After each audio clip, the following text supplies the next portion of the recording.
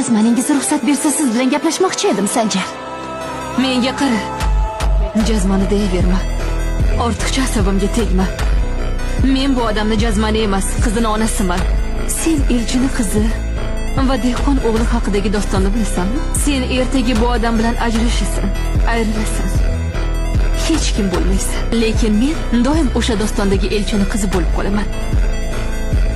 Va biz hech qachon ayrilmaymiz. Chunki sevishganlar dostonda birga bo'lmaydi. Lekin ayrilmaydilar ham. Ya'ni men hech kimni jazmani emasman.